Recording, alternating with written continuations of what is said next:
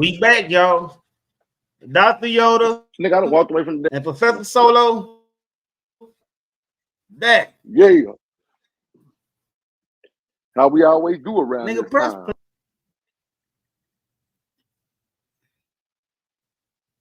At least press play. Oh, nigga, I didn't know you were ready. Nigga, you gotta talk. Your shit was glitching out again.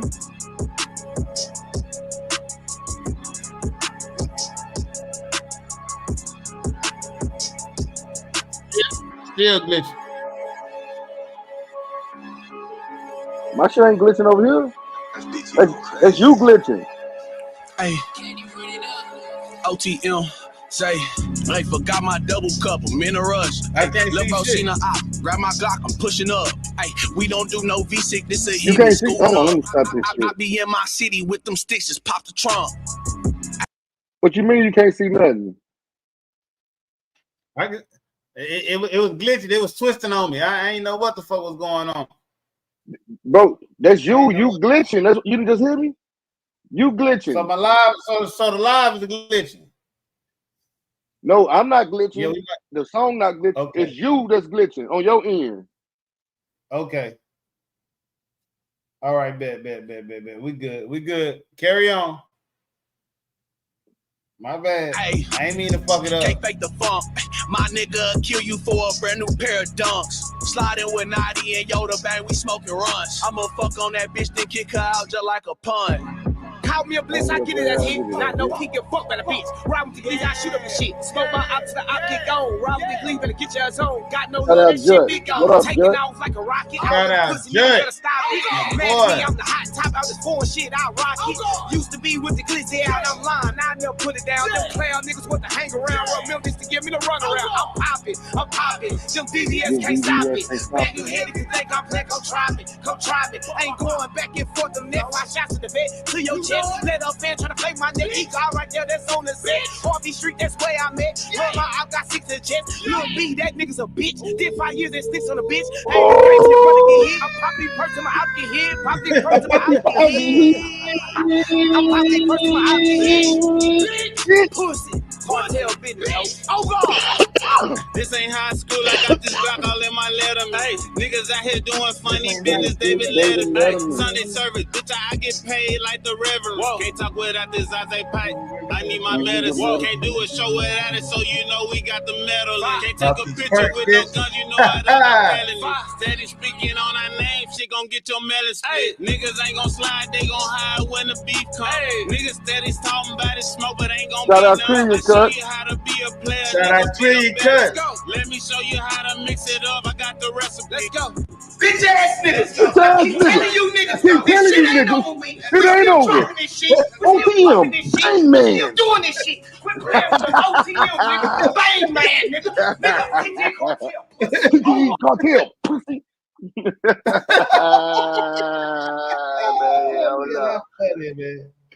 That nigga that's funny, man. Yeah, man. Take me out the street, man.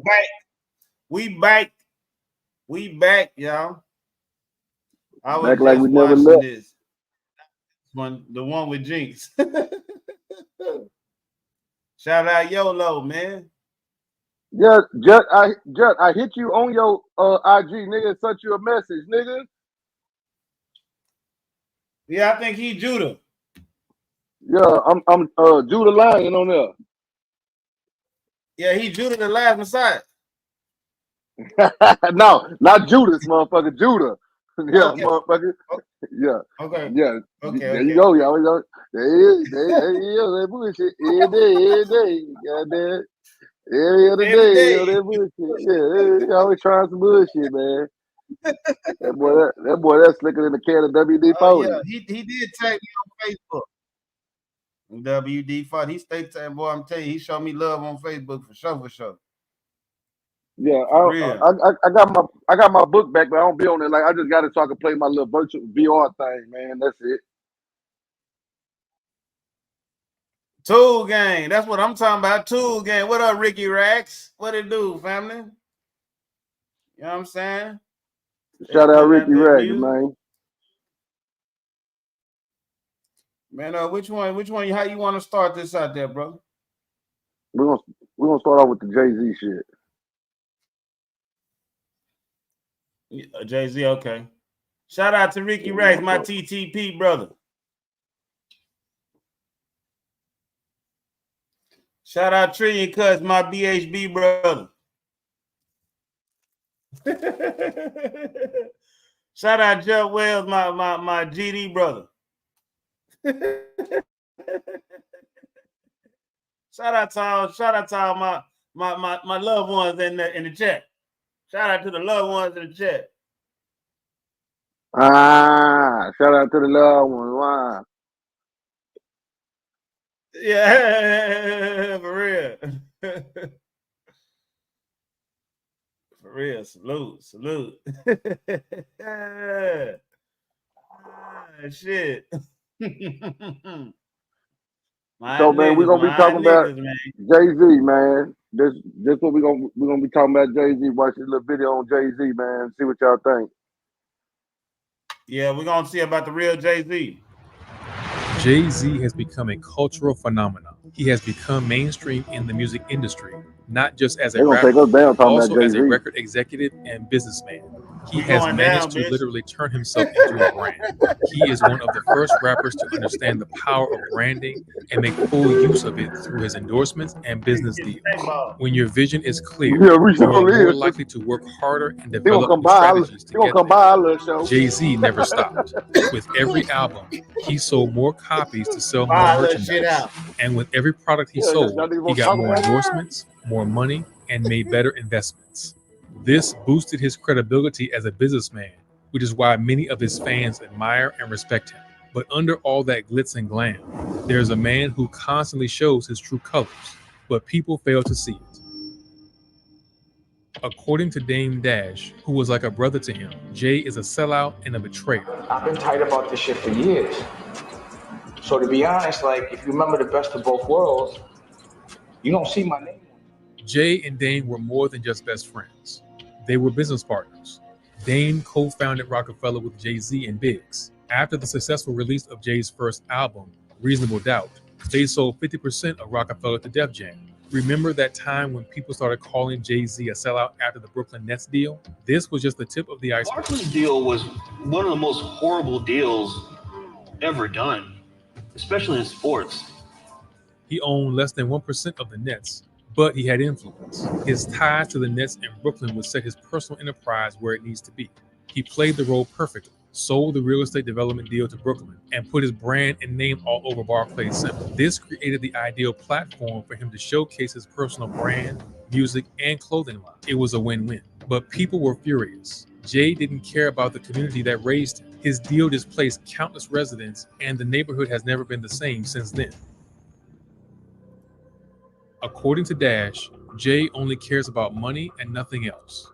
To him, business is never personal. He wants luxury, and if that means doing some shady stuff, he will do it just to win. He will do whatever feels necessary, even sacrifice loyalty and friendship for personal gain. Even though they made so much money together and were friends, Jay still betrayed him. What shocked Dash wasn't the fact that Jay betrayed him for money, because this is something he has seen happen with other people everywhere. The problem was that the plan was to do things differently at Rockefeller. They were supposed to stick together, but when people started selling each other, the strategy was more than obvious: divide and conquer. Dash said that he was shocked when Jay said he wanted to leave. The two never really argued, so he had no idea what the problem was. He didn't see it coming. According to Dash, Jay is a very cold and calculated individual, someone who would stab you in the back and wouldn't bat an eye, like a person without a conscience. That's the moment when he found out that the people closest to him were working behind his back and were out to get him. But when you take a look at the bigger picture, you will see that this was more about control. Jay-Z got richer and better than anyone. He went from hustling as a drug dealer to owning a billion-dollar empire. At Rockefeller Records, he created his debut album, Reasonable Doubt, which made him a rap legend. Compared to other rap artists who quickly go broke after earning quick cash, Jay decided to invest and create even more lucrative opportunities for himself. His iconic songs are worth $75 million. He became the CEO of Def Jam Records in 2004 and managed to get a separate deal with EMI for his publishing rights. He earned even more money from his art collection, which is worth about $70 million. He also has a massive real estate portfolio worth $50 million. He and his wife bought a $26 million mansion in East Hampton and a Tribeca penthouse for $6.85 million. But that's not all. The couple owns an $88 million mansion in Bel Air, California, and closed on a $200 million Malibu property. This makes it the most expensive residential real estate deal in California history. Because Jay betrayed his own friends to get there, Dame sees him as a self-serving opportunist. Rockefeller did an amazing job because it was real. It resonated with people and the audience loved every track that came out. Here is how the record industry did it. Let's go back to the beginning. According to Dash, he took Jay-Z to every single label and they rejected him, either because he was rapping too fast or was too old. Supercharge your business with the all-new Shopify point of sale, the all-in-one POS solution built on. Dash wanted to do it himself and give Jay the platform to succeed. Rockefeller had a clear dream. No one could get in the way. It was all about visualizing success and making it happen. It is art, and no one is supposed to mess with that. And if there was one thing Dame could change about his time back then, was that he would have acted differently with Jay. He would have set better boundaries with Jay. But Jay saw things differently. He and Dame drifted apart because they were always polar opposites. Their initial goal was to make Rockefeller successful. Then their focus changed. They also wanted to grow individually with real estate and other ventures. This put a strain on their relationship.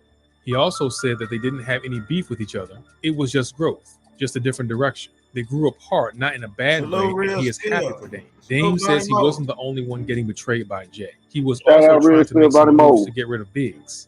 But Dame never supported Jay in any of his shady tactics. I got it, Solo. Then Biggs and Jay stopped talking. For a whole year, they didn't speak. This is something not many people know. It was then that Dame realized he had a lot of people working against him out of fear. A group of 5 to 6 people conspired against him because they feared Dame would take their money. And these people didn't have the innovative spirit to create something that could beat his potential. Over the years, Dame had a lot of stuff to deal with. The many court proceedings took a toll on him. Dame wanted to reduce his child support payments. Instead, he was ordered to sell his last shares in Rockefeller Records. XXL got the legal deeds, and it turns out that Magistrate Robert W. Lehrberger decided the sales would be used to settle an $823,000 debt that Dash racked up almost 2 years ago. Here is what happened. In 2022, there was a civil case in which Josh Weber, the film producer, took Dame to court. He sued Dame for copyright infringement. It all started in 2019 when Dash was involved with the movie Dear Frank. The movie featured big names like Columbus Short, Claudia Jordan, Brian White, Lil Durk, and Nick Turturro. Weber stated that Dash tried to pass off the film as his own, even pitching it to many different companies under a different title. In the end, the court ruled in favor of the plaintiffs, and Dash had to pay a bill of over $800,000. But Dash had other plans. According to Weber, he didn't want to pay up. So Weber took matters into his own hands and went back to court so the judge would target his Rockefeller shares. And it worked. Here is what Dame posted in 2022 on his Instagram. He said, "You have to lose some battles to win a war. Stay tuned. #FatLiars. #You'll never be me. Don't ever say you directed my movie."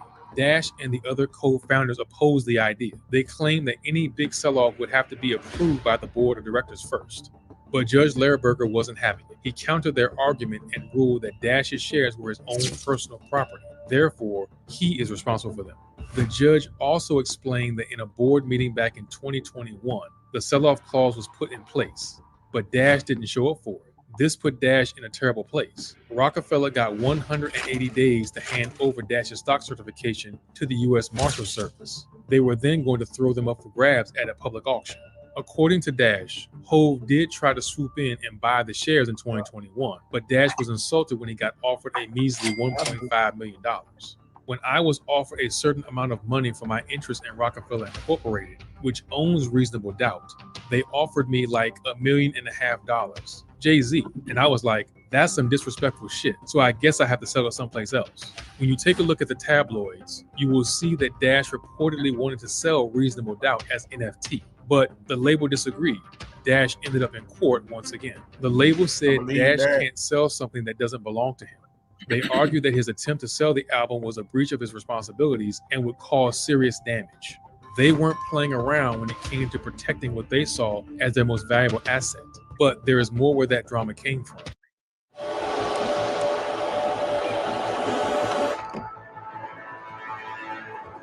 And from it, we can see just how many people Dash had to deal with.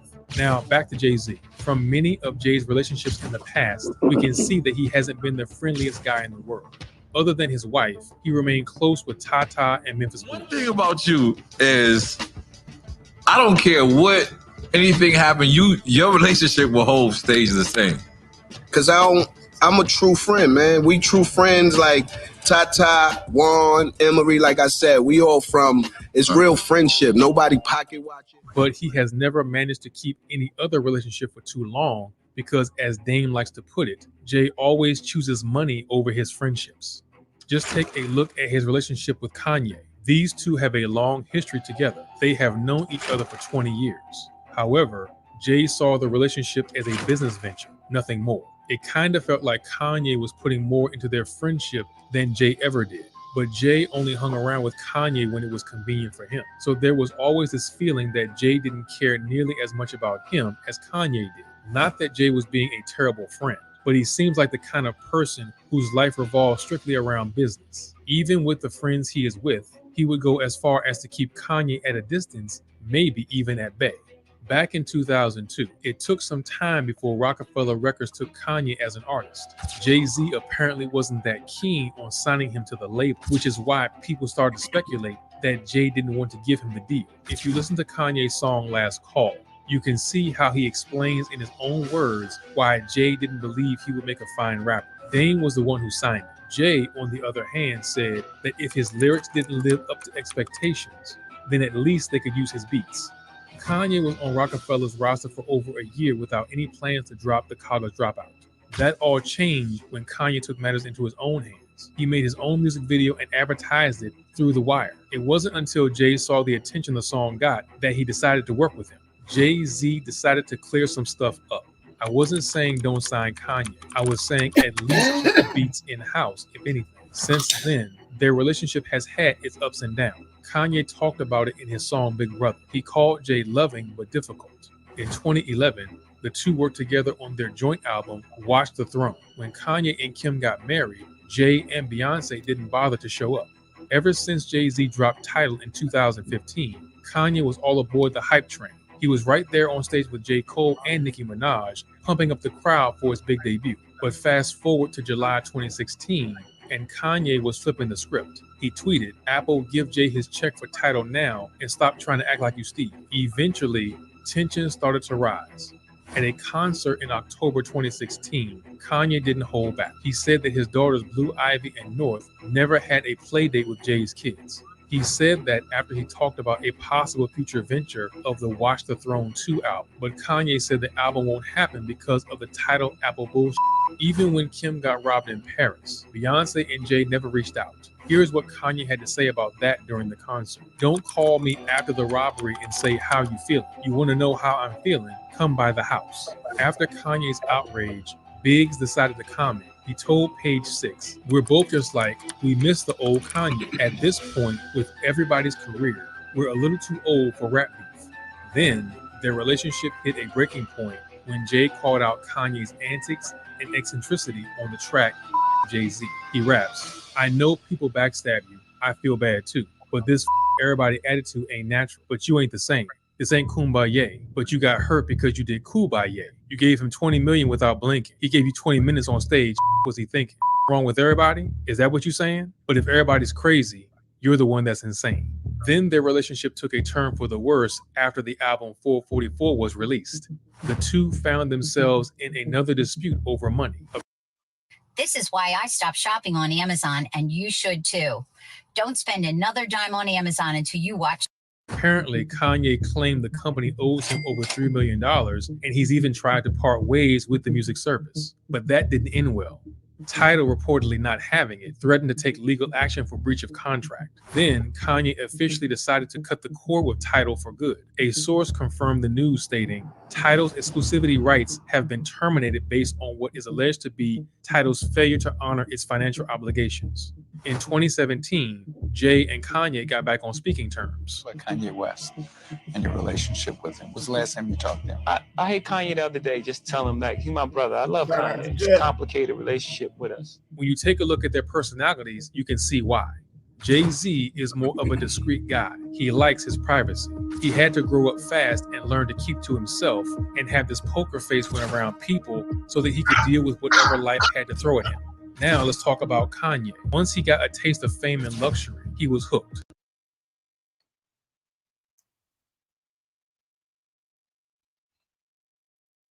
What happened? It became his addiction, not to even mention he has a knack for starting drama. Then came Kim Kardashian, and it was obvious that Kanye and Jay's relationship would face some problems. Now, don't get me wrong, Kim is not a bad person or anything. Just let's be real. Kanye saw that Kim had the same thirst for fame and fortune. She wants to be the center of attention, make sure the paparazzi are always around, and make a spectacle in public. This was as attractive to him as her looks. They were a match made in Hollywood heaven. But as for Kanye and Jay, they were never going to work. Also, in the music industry, many people who are true artists, especially those who've made a name for themselves through their lyrics and business endeavors, tend to look down on people who become popular from reality shows, sex tapes. So it is normal that Kanye and Jay would grow apart. Everyone knows that Jay-Z is not on perfect terms with anyone from the old Rockefeller group, especially Dame Dash, Jazz-O, and Beanie Sigel. But one of the most infamous incidents about Jay-Z was the stabbing of Rivera. In an interview on the podcast My Expert Opinion, hosted by Math Hoffa, Dame revealed the real reason behind that incident that day. In 1999, the world was made to believe that Jay-Z stabbed Rivera in the back because they fought over the fact that Rivera had leaked and bootlegged the album Life and Times of S. Carter a couple of weeks before its initial release. The stabbing happened at the Kit Kat Club in New York City. When stuff went sideways, Jay-Z received 2 charges of assault and was accused of stabbing Rivera. At first, Jay-Z pleaded innocent. If he was convicted, he could have spent 15 years in prison. But the whole incident ended when Jay-Z worked out a plea deal with prosecutors and received a 3-year probation. Jay wrote about it in his memoir, Decoded, back in 2010. Here is what he said. One night, I went to Q-Tip's solo album release party, and at some point in the night, I ran into the guy everyone's been telling me is behind the bootleg. So I approached him. When I told him what I suspected, to my surprise, he got real loud with me right there in the middle of the club. It was strange. He added, we separated and I went over to the bar. I was sitting there like, no the f this nigga did not. I was talking to people, but I was really talking to myself out loud, just in a state of shock. Before I even realized what I was doing, I headed back over to him, but this time I was blacking out with anger. The next thing I knew, all hell had broken loose in the club. That night, the guy went straight to the police and I was indicted. There was no reason to put my life on the line and the lives of everyone who depends on me because of a momentary loss of control. I vowed to never allow myself to be in a situation like that again. Recently, even Rivera broke the silence and decided to speak out about the assault. When he remembered the fight, he said that Jay-Z wasn't the one who stabbed him. He was actually surrounded by 10 knives. No, Jay-Z was not the guy who actually stabbed me that night. He tried to clear things up, but suffered a blow to the head with a champagne bottle. Jay-Z was there. He and Rivera did have a conversation while the altercation took place. Jay-Z kept telling Rivera that he broke his heart. He said he had no idea why people started blaming Jay-Z for the stabbing, because he has always tried to be nice and stay away from serious drama. He is also an artist and a very gifted individual. If Jay did in fact stab him, then Rivera wouldn't have had anything positive to say about him. That's because Rivera calls himself a type of eye for an eye kind of guy. According to Rivera, Jay-Z only took the blame for it. Unfortunately, he ended up in this massive power struggle, which had a drastic impact on his reputation. But according to Dame, the real reason behind the fight was something entirely different. He said there were plenty of people in the music industry who were angry with him because he stole their girls. He also explained that people would be shocked to find out just how many fights in the rap industry happened just because of a girl. Dame made his point when he said that the stabbing happened over a female rapper called Charlie Baltimore. What made things all the more complicated was that Baltimore was Biggie's girlfriend, and no one was supposed to mess with that. Dash said that he would have never even been with that woman. Dash also finished his statement by saying many wars in the past have started because of a woman. Well, when it comes to women, this is not the only time Jay has been involved in an incident like that. Dame and Jay's relationship fell apart for a lot of different things, but some of it had to do with Aaliyah. This R&B singer was getting bigger and bigger. There you go. What's her legacy? Coolest girl in the whole world. She was a natural, both musically and in acting. She was willing to step outside the box and become a fashion icon as well as a superstar. She was something special. She had the energy, charm, and raw talent. She was ahead of her time. Jay-Z didn't just want her, he was obsessed with her. And that obsession was more disturbing than you think. Unfortunately, Aaliyah was in the industry since she was a teenager. Although she was able to take her career to the next level and earn some remarkable income, she was always surrounded by nothing but predators. She never stood a chance. She dealt with a whole lot of pain by the time she died at 22, and she had so much more to live for. She worked with many big shots in the industry, including R. Kelly. R. Kelly was bragging about his pedophilia for more than 20 years. He even got Aaliyah to release a track called Age Ain't Nothing But a Number. He got her pregnant and illegally married her when she was just a teenager. A federal jury convicted R. Kelly of racketeering and sex trafficking. He was constantly luring and trapping girls to do whatever he wanted. So he got what was coming for him. The reason he managed to get away with it for so long was because he was rich. He bought the silence of his victims. His celebrity status made him untouchable, and everyone kept their mouths shut. But everyone knew, Jay-Z knew, and when it all blew up, he ran. Anyone in any relationship for $1. After all these years, Dame Dash is not afraid to talk. He wants to keep Aaliyah's legacy alive. He wants to make sure that her story is heard. You can hear the hurt and grief in his voice to this day, but he went through hell and back to be able to talk about it. I burned bridges so I don't have to go back. Let's not forget, the music industry is exactly the same right now. Predators are taking advantage of young, beautiful girls who want to become famous. It's a classic pattern. Well, R. Kelly is not the only one who is turning heads. It seems Jay is going down next. For years, Jay didn't want to say anything bad about R. Kelly. He wanted to stay away from the tabloids as much as he could, but Dame Dash spilled everything. Aaliyah is key to everything. Aaliyah and I were very serious. We talked about getting married, so I knew exactly what we were. Dame said that there was more than one occasion where Jay-Z tried to get with Aaliyah. She was gorgeous and hard to get, which made things all the more interesting. Everyone knew she was going out with Dame, but Jay didn't care. He was trying too hard.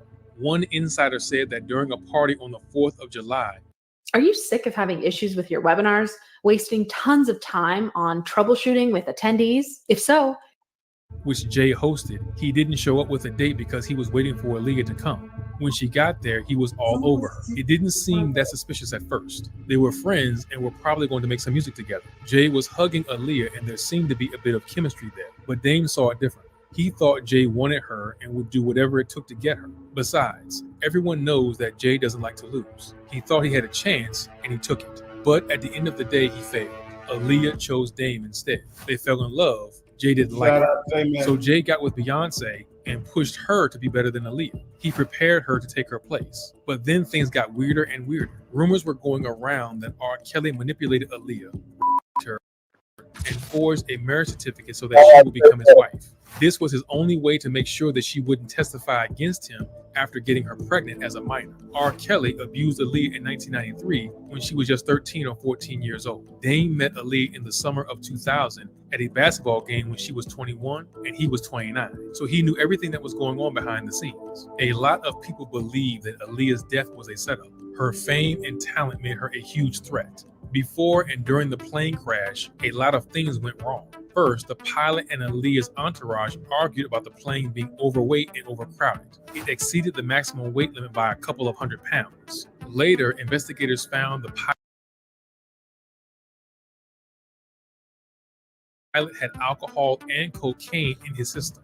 Aaliyah was drugged and taken on board. Some of her team members handed her a pill, even though she didn't want to get on that plane. She was unconscious when she was put on the plane because, according to witnesses, she was a nervous flyer. These odd circumstances make many people believe that her death was premeditated. The question is, why did Jay-Z start working with R. Kelly on the album Best of Both Worlds when he clearly knew that Kelly violated Aaliyah? Most likely out of spite. Working with R. Kelly, and they were making so many records together. You know, they made all of those records together. They both, Aaliyah, they shared so much in common. For Dame, enough was enough. He and Jay were just not on the same page anymore. So he decided to take a step back. Because of the moral challenge and him choosing one way, I knew morally we weren't the same. So to me, Rockefeller was the funk. It was over. This is where the conspiracy theories kick in. You can tell something is wrong by Jay-Z's lyrics in Glory. He raps, "So there you have it. Shit happens. Just make sure the plane you own is bigger than your carry-on baggage." Sounds familiar? When Aaliyah was at the height of her career, Beyonce was also making headlines. They both wanted to be the best, but there was room only for one. These ladies were friends. Aaliyah was older, So she showed Beyonce how the game works. Now, this may upset a lot of people, but before Aaliyah died, she was dancing, singing, modeling, and acting. She was a serious threat. She was supposed to play Niobe in The Matrix. She was also going to play Sister in the remake of the movie Sparkle. She was looking forward to her future. When she talked about her dreams, Aaliyah said she wanted to go to Egypt. She was impressed with Egyptian history and wanted to see where Cleopatra and the pharaohs lived. Damn, that was like a full-on dream role. I am a person that loves Egypt. I'm a little bit obsessed with Egypt. Meanwhile, Beyonce's solo career was just getting started. She couldn't achieve half the success Aaliyah did. Aaliyah also had another dream, to design accessories and clothes with her friend. Now, Beyonce is doing that. Jay-Z had all the connections to take over the rap game, but Aaliyah was in the way. After Aaliyah died, he made Beyonce his queen so she could take over the R&B genre, and the two could build an empire together. Then everything blew up in his face. In 2022, R. Kelly was charged with 1 count of racketeering and 8 counts of sex trafficking. He was also convicted of sexual abuse of a minor. When that happened, Jay-Z's PR team did everything they could to make sure to cover his tracks. Since the two of them were constantly working together and spending time with each other, his team had to hide the evidence and fast. If Aaliyah was still alive, she would have transformed the music industry as we know it. She would have definitely been at the forefront, possibly even outshining Beyonce. She would have become a massive entrepreneur and most likely build her own connections. It is easy to imagine that she would also be quite a famous actress. She did an amazing job in Queen of the Damned. She portrayed intelligence and classy sexiness, which would have easily pushed her to the top, most likely making her one of the highest paid actresses in Hollywood. It's very interesting how so many people in the music industry were infatuated with Aaliyah, the R. Kelly saga, the Rockefeller drama. But the infatuation with Aaliyah didn't end there. Timbaland even publicly said that he was so in love with Aaliyah that he married Monique Idlet because she looked like her. It's crazy how all of this happened when she was still underage. Some speculate that Jay stole Aaliyah from Dame, at least in the early stages of their relationship. Nothing serious came from that.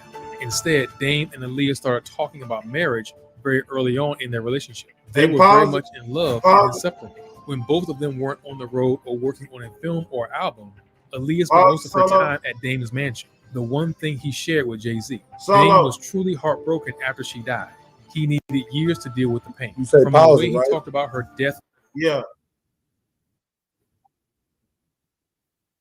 It's gonna be a long motherfucking night, y'all. It's almost over too. Nah, This I'm bitch on be YouTube. glitching. My shit been Yeah. glitching over here. I can't see shit. You're not on it. I got my blinded earpod by the in, bro. night. You know what I'm saying? Blinded by the night, man. God damn it. All right, you can keep it going. We ain't got number a couple seconds. During his first interview to the last, the Man, pain in his eyes is still there. That kind of love is hard to find. What do you guys think? Did the secrets Dame revealed hold any truth? Or is he still holding on to something that happened 20 years ago and holds no sway anymore? What do you think about Jay? Do you agree that opportunists have no conscience? Let us know in the comments below. As always, thank you for watching and see you next time.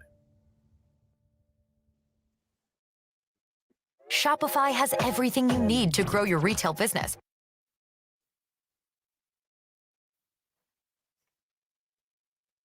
This is crazy, man. That's crazy. Goddamn.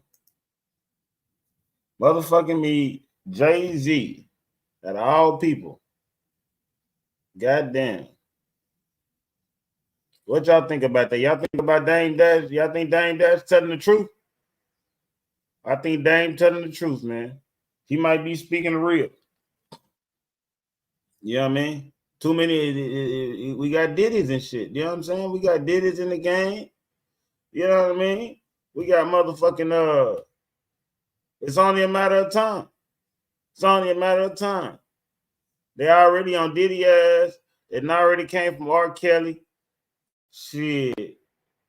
They got motherfucking, they have to let Bill Cosby go. You know what I'm saying? They have to let him go. You know what I mean? So shit. That is how that shit that man say. It's time for the exposing. The exposing is on the way. All them niggas that got away with that shit for so long, it's over with for their ass. It's really get serious. They thought they got away. They didn't get away. Shit. They ain't get away. They thought they got away. It's that time now. The time is up. Time is up. You got enough money. You got enough fame. Now it's time to get that shit back. You made a deal with the devil. Now he time to reap what's his. It's time to reap what's his. You say you're gonna pay him with your soul, didn't you? Didn't you say you were gonna pay him with your soul? Who? Right now, he coming for his soul. He coming for Oh, it. Yeah. The motherfucker devil coming forward. They think they can ball all these years and we wasn't gonna see the fall of them. All right, now. Don't worry about it. Don't worry about it. It's coming. It's coming. For real. You see how we were wearing in Rockaway? We used to wear Rockaway. I used to wear Rockaway all the time. Them shorts with the R on the back of the pockets. You used to wear Rockaway all the time. That fell. Get over here. Now it's time for Jay-Z to fall. Yeah, facts. All right, we can go with this. What's this one? Disturbing Black History. Florida tried to erase. Understand the brutality and sheer depravity of our history. It reminds me of one of my favorite quotes by Martin Luther King Jr. We are not makers of history. We are made by history. It's a chant that has reverberated around the swamp for at least a quarter century, but the gator bait chant will no longer be endorsed by the University of Florida because of its origins.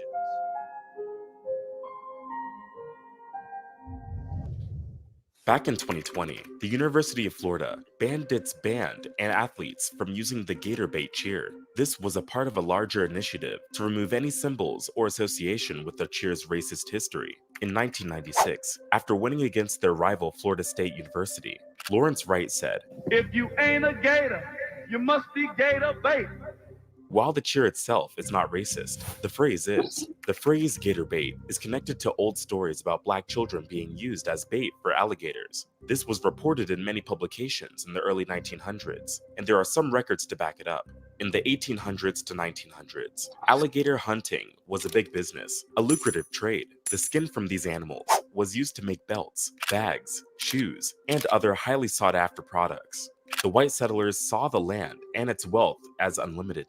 So, they would continuously deplete its resources, whether that meant mining, agriculture, or hunting wildlife. Crocodile and alligator hunting was a highly popular sport in the late 1800s and the early 1900s. Among all exotic leathers, both alligator and crocodile skins were very expensive and well-liked products. But the only way to get these skins was to hunt wild animals.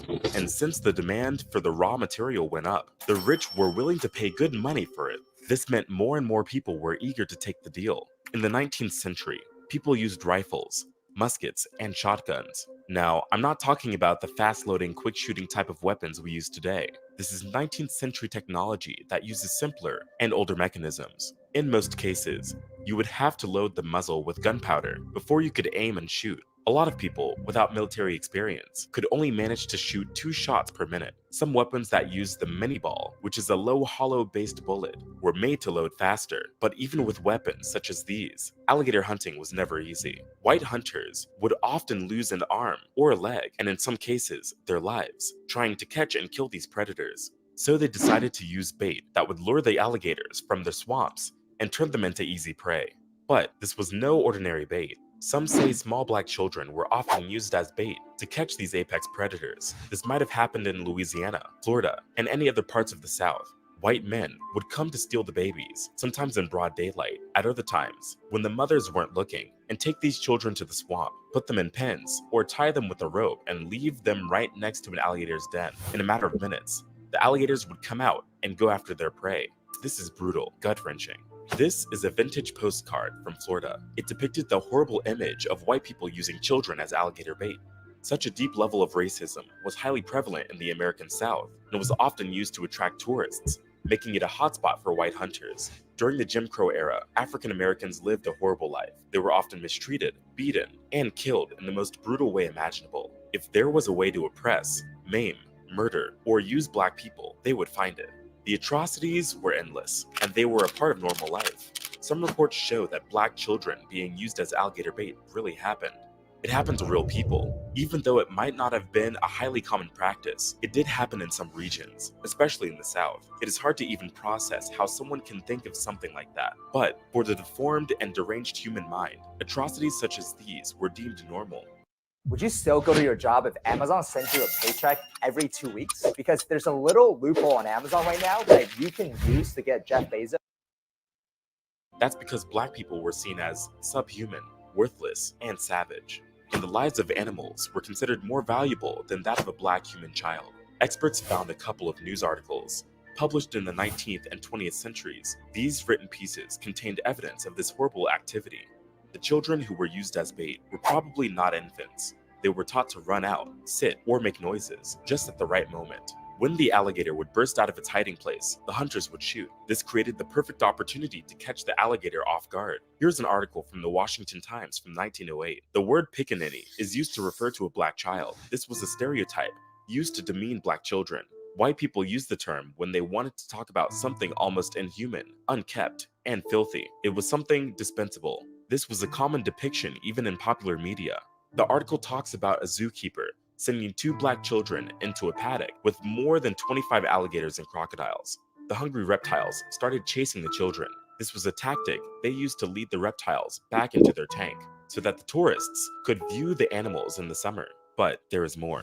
Here's another article, this time from Richmond Times-Dispatch, issued in 1919. Here, in this mini story, we can see that the white community was not really happy with Florida authorities' decision to ban the use of African American children as gator bait. Then, it goes on to mock these children as if it was their fault for the sudden disappearance of alligators because they supposedly ate the pickaninnies and had digestive problems as a result. This is just vile. Here's another article from St. Louis Republic, published in 1902. This one described all the floats featured in the Veiled Prophet Parade of the city. The Veiled Prophet organization was a secret society established by a former Confederate soldier. He organized this parade to depict the history of the Louisiana Purchase.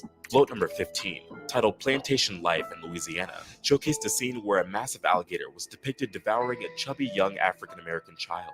Articles were not the only forms of content that would cover this horrible imagery of alligator baits. There are also postcards, branding, posters, and memorabilia, all providing the exact same thing. This is a postcard, and it is one of the many examples that show black children being used as alligator bait. In the United States, these early postal cards were the text messages of their time.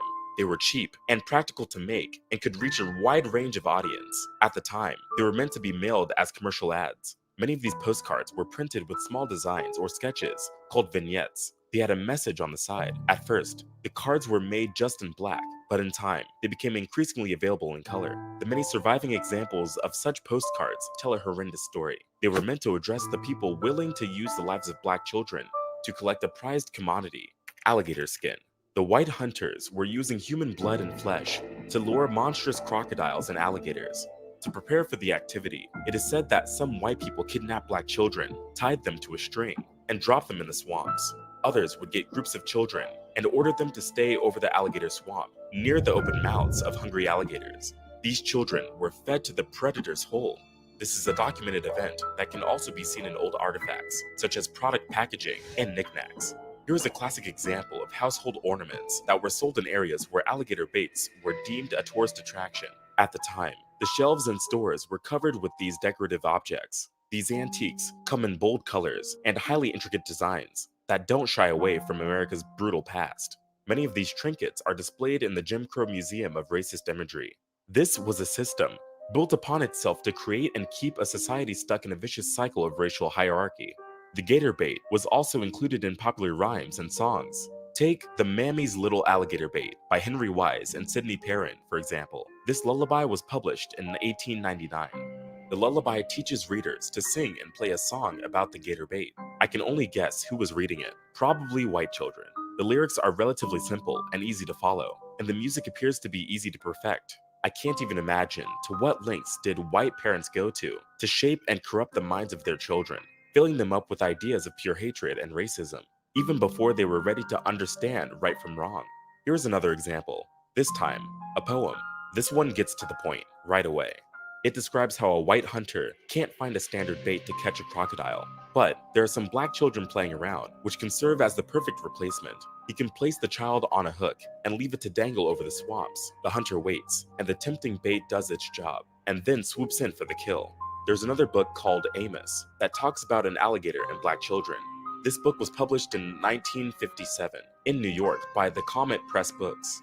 In this story, two young children of African American descent, called Buttercup and Amos, are playing in the swamp. They meet a crocodile named Snip Snip, and the three become best friends.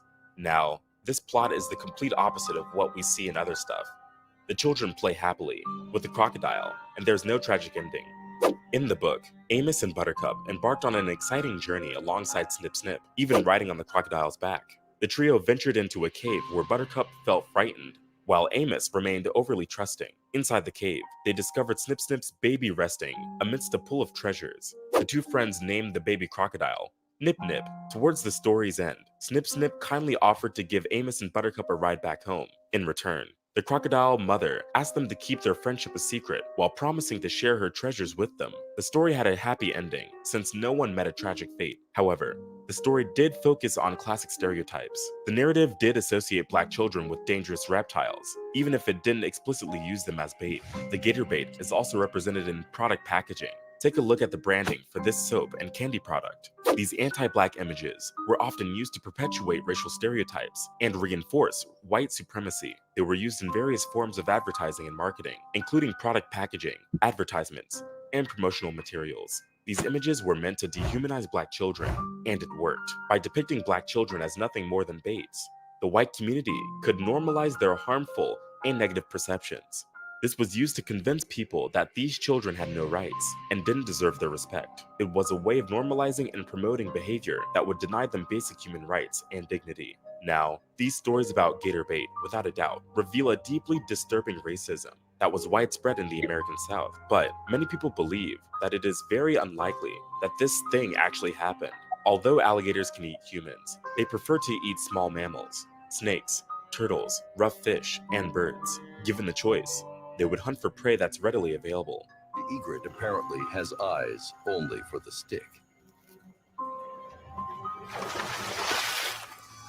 And the alligator has snagged the chef's special.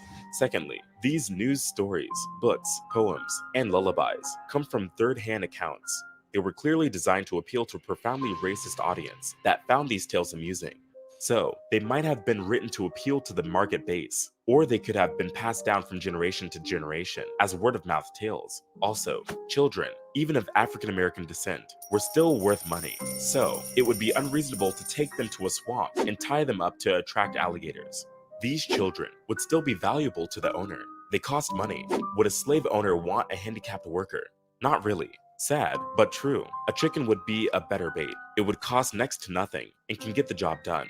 But when I think about the lynchings, breeding farms, and all the horrible things that black people went through, it is easy to imagine how the bait stories are just another part of our dark history. The future is not just going to happen. You have to make it.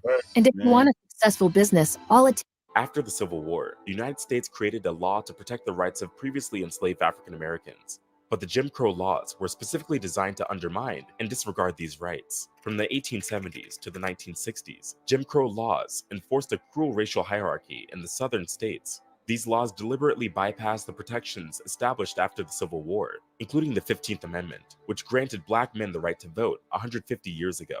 These discriminatory laws stripped black people of their rights, subjected them to public humiliation, and perpetuated their economic and educational marginalization. Anyone who challenged this social order faced ridicule, harassment, and even violence. The term Jim Crow originated in the 1820s when a white comedian named Thomas Rice created a character named Jim Crow. This stereotypical character became a common feature in minstrel shows and was also used as a derogatory nickname for black people. After the Civil War, the 13th Amendment officially ended slavery. However, white Americans in the former Confederacy opposed emancipation. They swiftly took action to deprive black people of their newfound freedoms. They enacted black codes, modeled after previous slave laws, which denied black individuals various rights, such as owning property, freedom of movement, and opening a business. These codes were meant to recreate a similar dynamic to the forbidden master-slave relationship. When the North retaliated, Congress passed constitutional amendments known as the Reconstruction Amendments. These amendments aimed to ensure the freedom and civil rights of formerly enslaved people. The 14th Amendment granted citizenship and equal protection under the law, while the 15th Amendment prohibited the denial of voting rights based on race, color, or previous condition of servitude. Southern states were required to ratify these amendments to be readmitted to the Union. However, while states reluctantly complied with federal law, they made minimal efforts to abolish the black codes. Meanwhile, any black person who would dare challenge the status quo would get beaten or murdered by groups like the Ku Klux Klan. So, I think that the gator stories hold some truth. To catch and trap a gator, hunters would need a bait that's kicking and thrashing, one that would make a lot of noise and draw the gators in. To be honest, I think that racists during the slave times in Florida and Louisiana would have easily done this. White people didn't want more black people to be born in their communities, and they were already used to traumatizing African Americans. So they would see this as a simple way of getting what they want, to make a point. In times like these, this would have been allowed. There would be no repercussions. Back then, it was impossible to Appreciate arrest, that, Judge. charge, or prosecute a white man for doing anything against a black man. When there are people in this world that you would rather see suffer, you could orchestrate an event that would spread fear throughout the entire country. The gator bait would have served its purpose. There are different ways people have harvested alligators over the years. But with the invention of firearms, alligator hunting became a popular practice in the United States, especially in the South. Some stories, however, claim that there is a possibility that black children were used as bait. They were kidnapped and tied down next to a swamp so that white hunters could take the shot. This is a tough pill to swallow. For many people, the alligator bait concept is difficult to accept, and for good reason. No one likes to see children getting slaughtered, let alone believe that alligator baits were a common practice. So, it is much easier to believe that this is the result of mere folklore or anecdotal myths. But if a number of newspapers, postcards, books, and trinkets depicted the story, how can we say that this didn't happen? While we can't know for sure, we can definitely say that the colonizers ended the lives of countless black people. It ruined the lives of many and left both children and adults irreparably scarred. This is the kind of history that shouldn't be forgotten. Let me know your thoughts in the comments below. Subscribe for more content like this. Until next time.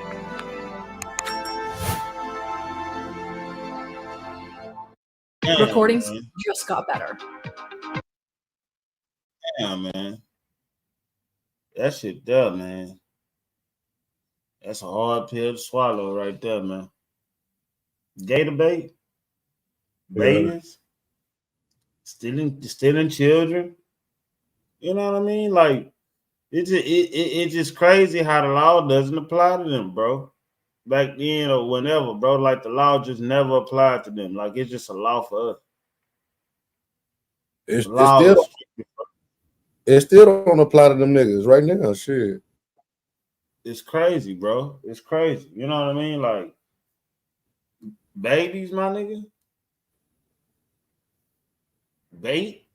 And then y'all had to cancel a chat that y'all used to say, you know what I mean, at Florida University. You know what I mean? Because it's racist origin. Come on. Come on, bro. You just gonna let a kid right by the what a gator is. Yeah, they know what they know what they doing. They trying to make us extinct. Shit. Yeah. They don't want us here no more. Mm-mm. They didn't do nothing but made us stronger, man. And the bad thing about it, they did all that shit to us. We still ain't got no reparations. They giving reparations to these other countries right now. As shit as we speaking, they ain't did shit.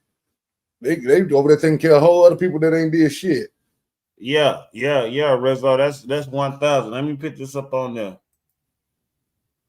Don't forget the Constitution labeled us black folks as 3/5 of a human being.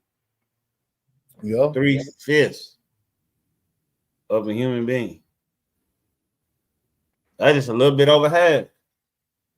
That's 60%. That's 60%. What's the 40? You know what I mean? The 40, man.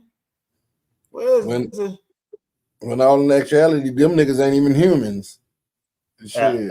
You understand me? They some motherfucking aliens with that motherfucking X chromosome that nobody got but them and monkeys. Shit.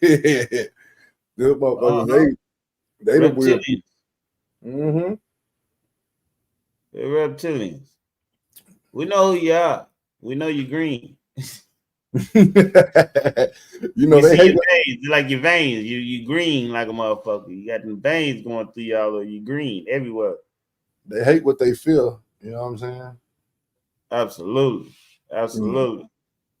Shout out Stacks Max. Shout out Stack Mac, man. Yeah, Rizzo, man. Judge, Trillion Cuts, everybody in the chat, man. For I real. forgot you intentionally, man. This next video is a little quick video on how black women control black men in relationships. Okay. So we're gonna look at it. We'll pause it through a little bit and talk about it. See what y'all Might think. want to unmute it. Hey, all my Crimsonites, and welcome to the Crimson Cure channel, where we embrace our femininity, increase our womanly values, and celebrate our brothers. So join me on our feminine journey to learn, heal, and grow. Hey there, my Crimsonites, and welcome to the Crimson Cure channel. I'm your host, femininity coach, and author of the Crimson. What happened, Yoda? No, I'll say hit that like button. Okay. Cure, and this is my perspective. So what I got for you is I want to share a clip of a conversation between Young Jock and his wife Kendra. They were on an interview setting with a magazine, and it's about 2.5 to 3 minutes worth of conversation.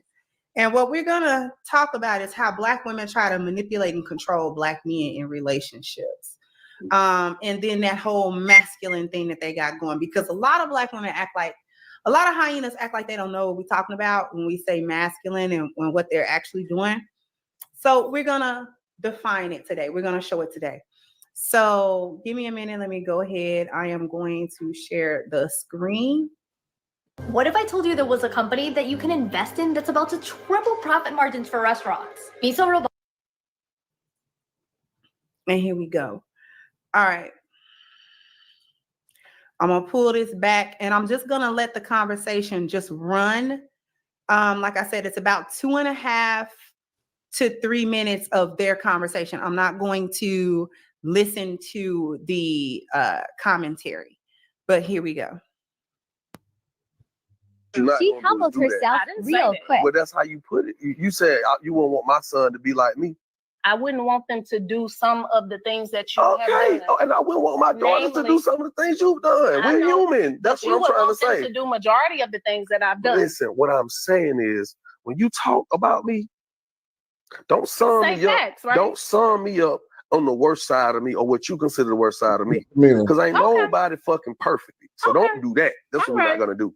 Because as a man, guess what? I got to stand on mine too. Because guess what? Let me tell you something. I didn't go to college. Shout out Jones boy. Now, mind you, she ain't shut up yet. This man is trying to talk and trying to actually get a pretty good point across, and he can barely get 2 or 3 syllables out before she's interjecting, talking, got a little word here and there to say. It's actually quite ridiculous. It's a bit infuriating to talk to somebody that won't shut up. And a lot of y'all chicks will not shut up. When somebody's trying to talk to y'all, when somebody is trying to instruct, this is especially so when a man is correcting your behavior and telling you why your behavior needs to be corrected and what was actually wrong with it and why you need to, reevaluate what you're doing and change what you're doing. When a man comes to you, specifically a Black man, y'all can't take no straightening. Y'all can't take no type of straightening, no matter what the situation is, and no matter how right he is in the situation. She still ain't shut her mouth. She has not shut her mouth at all. She talking. She gonna talk the whole way this man is talking. You ain't listening if you talking. You got one mouth and 2 ears. If you are busy running your mouth, that means that your ears are closed and you are not listening to anything that is going on around you. That is what is happening. We can continue. But I want my kids to go to college. So we can say that right now. I don't want them to go that direction. I want them to go to college. I can say that with you too. Right. But don't sit here in front of the world, in front of a medium, and say, oh, I wouldn't want my son or your sons to be like you. Hold on. No, we got you're gonna put some respect on my name. Because at the end of the day, I'm successful. I take care of my kids. Ain't none of my kids out here in dire need of love and support. So we ain't gonna do that. Okay? Because I don't appreciate that. Because there's some things about you that I could say I wouldn't want my daughters to do. Go ahead. I'm not gonna do that. I respect you and I love you enough. I want this magazine to know what it is about me. You don't want your daughter. Right here, this is fake accountability. This is fake integrity that she's trying to have. This is fake. Oh, go ahead and tell it. This actually avoids accountability. What she's counting on is what he does next, which is actually have the integrity that she doesn't have. See, a lot of these hyenas know that men and Black men have integrity, they have honor, they have a certain boundary, they have ways, things that they won't do.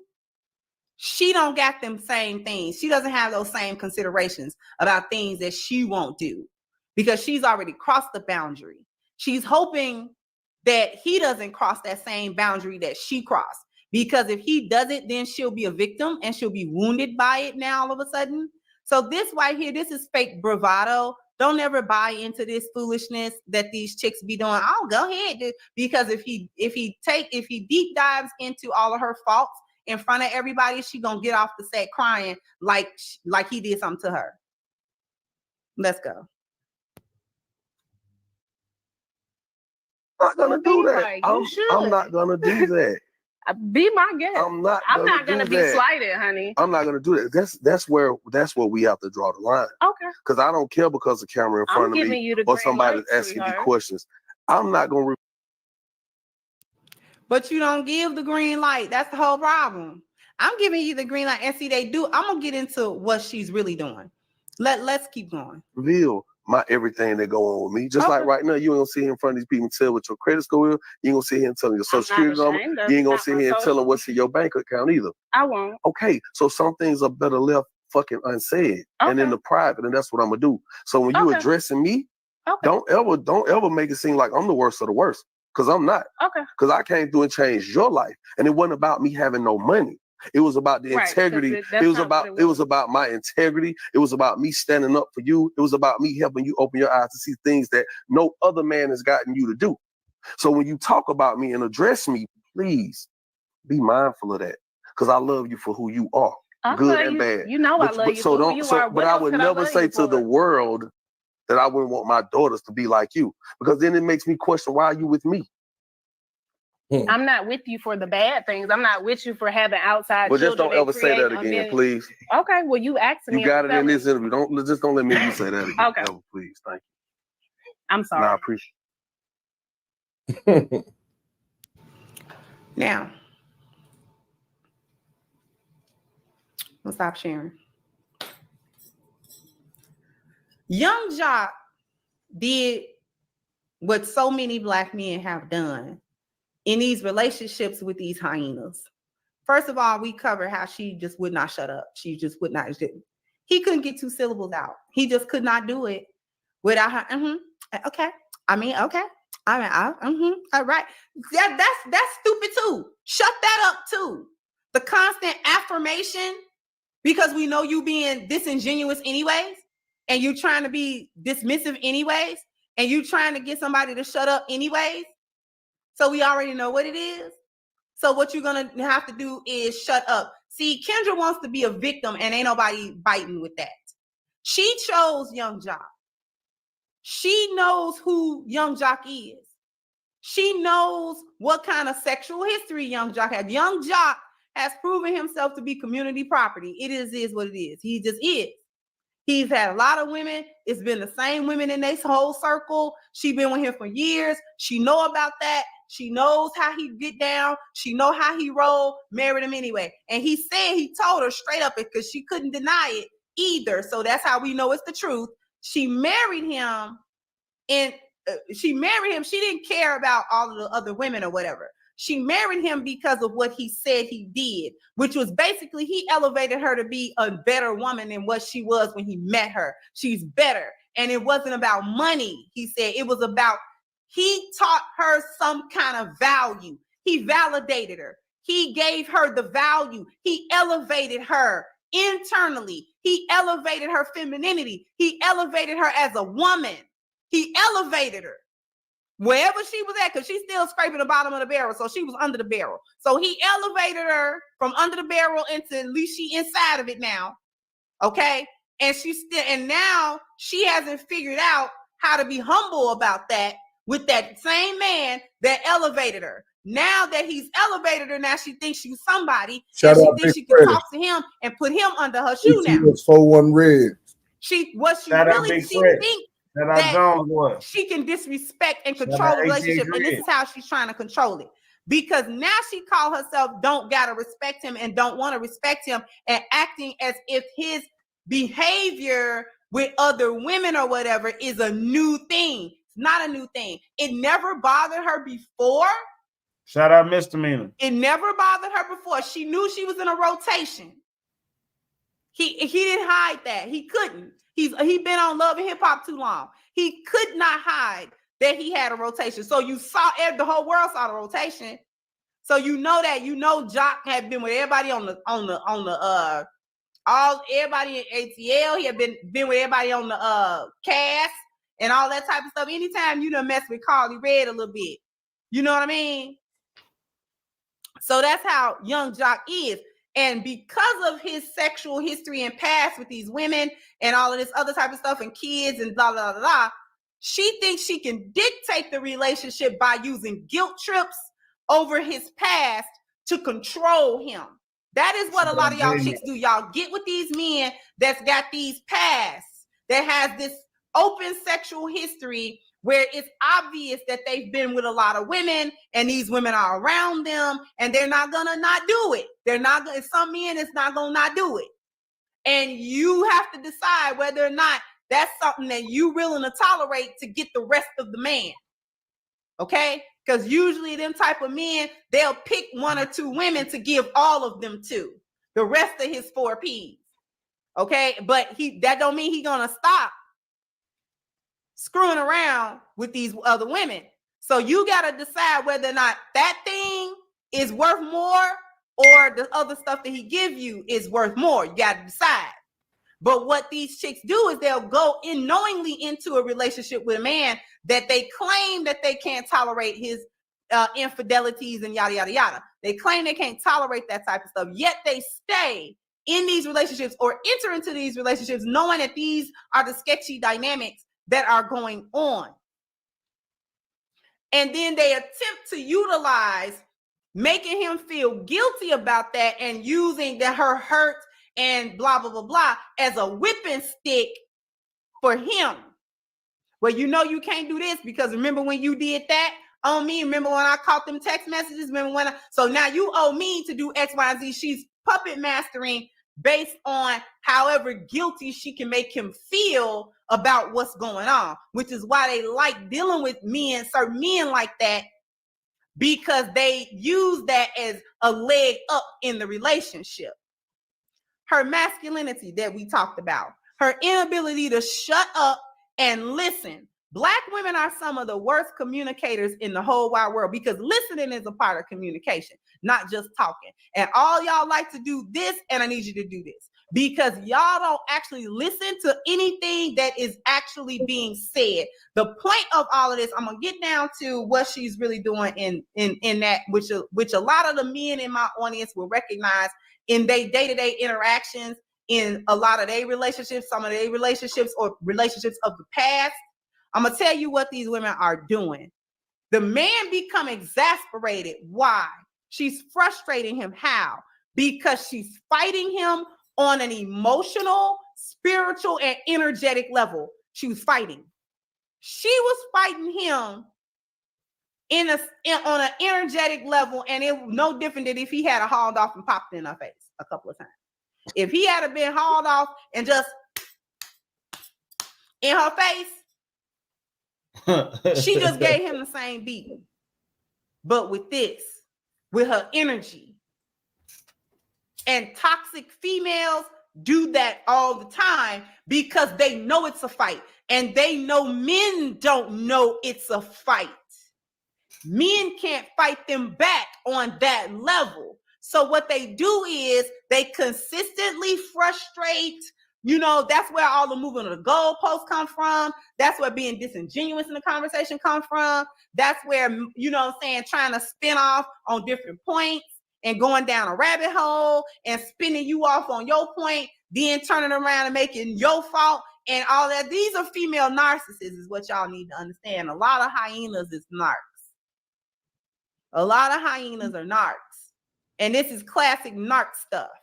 I'm going to study talk. I'm going to over talk you and I'll let you get your point out. Then I'm going to turn it around. Then I'm going to make it like you did something, but we know I did something, but I'm not going to take the responsibility of doing that something. I'm going to make you think you need to do that kind of stuff. And it's an emotional, spiritual, energetic fight. It's a beat down. That's why he was starting it, but I applaud him because he must realize it's a beat down, which is why he just kept on talking, whether she got it or not, and she couldn't have got it because she didn't want to get it, right? And it is a way to stop men from the correction. It's a way to stop men from correcting her. It's avoiding the straightening. Don't nothing get straight but a straightening. She's avoiding the straightening. But I needed to show that as an example as to how Black women try to manipulate relationships, control them, control Black men in these ways, in these underhanded ways that men, because of the nature of men and the nature of how men think on an external level, they may not understand that internal fight. You're welcome. So with that being said, I want to draw everybody's attention to the fact that you can actually go now and get your copy of Reclaiming the Black Feminine on sale now. It is on sale now at crimsoncure.com. You can go there and get your copy. We're going to have the revisions done at the end of the week, and then I can begin to get a proof, which would be a physical copy of the book before I do a run, make sure that the book is the way that we needed it to be, and then we'll be able to set a date for the shipping of the book. So thank you so much for being super patient with this book release. And also the link to that, crimsoncure.com, is in the description box. I want to invite everybody to get down in the comment section. Let me know what you think. Like, share, subscribe to the channel if you have not. Once again, I'm your host, The Crimson Cure, and this was my perspective. Bye-bye, Crimsonites.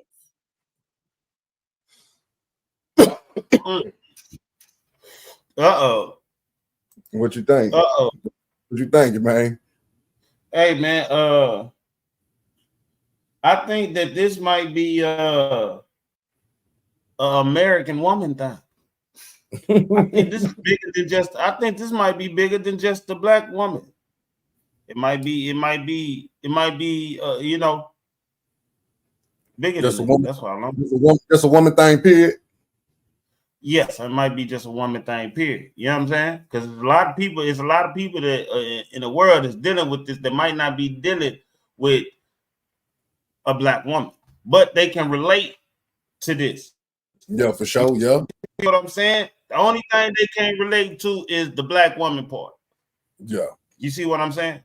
But if you So just when I take think of it like that, you take that of it and it'd be like, well, what everybody else, what would all the rest of them have in common? America. The same shit, damn near.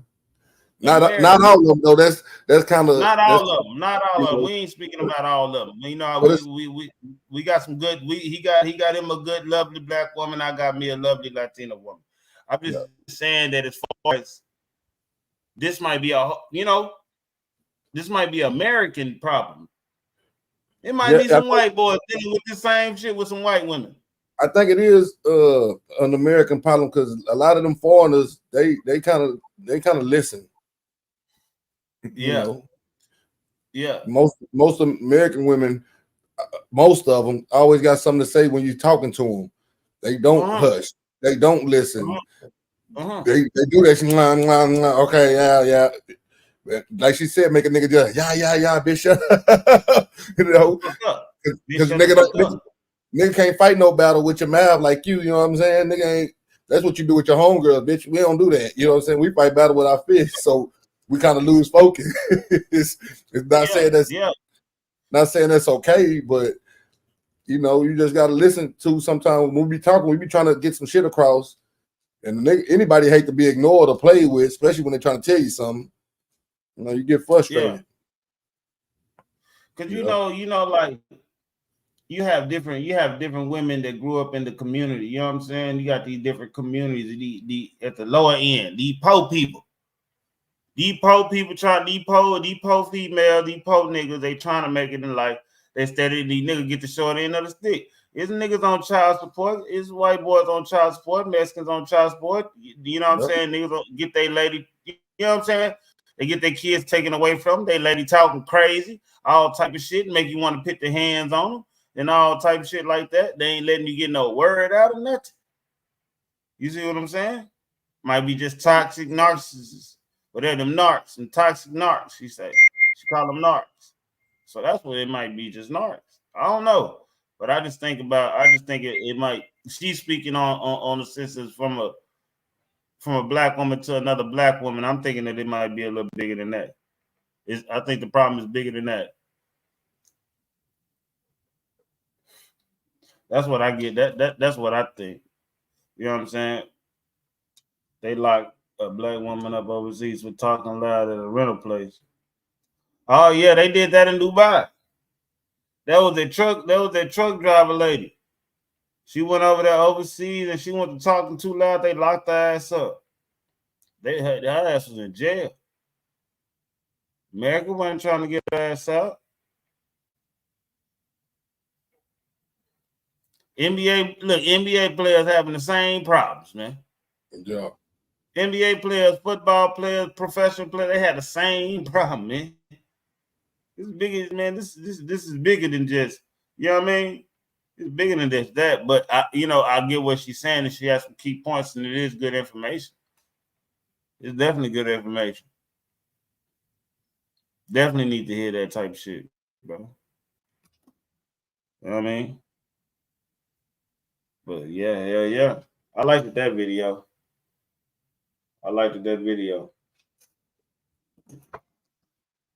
Man, Dallas up by 30 points, man. Dallas up by 30 points, man. It's 52 to 82, man. It's over with, man.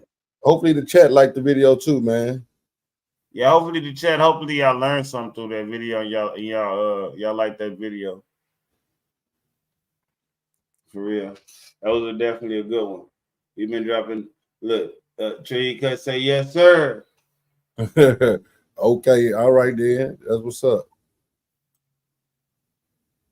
Back door sweet. Told you. Damn. I can't hear it. You got the volume on? No, I don't. Speaking alongside Michael Phelps, you got this work called The Growth Mindset. On one of the weeks I'm in the US, I got to spend some time while in Miami speaking alongside Michael Phelps. You guys know Michael Phelps, 23-time gold medalist, the most decorated Olympic athlete of all time.